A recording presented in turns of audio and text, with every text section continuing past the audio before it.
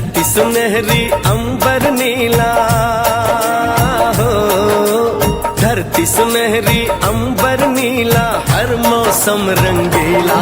ऐसा देश है मेरा हो, ऐसा देश है मेरा, ऐसा देश है मेरा, हाँ ऐसा देश है मेरा।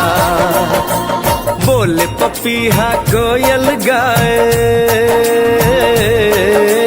बोले पपीहा कोयल गाए, सावन घिर के आए।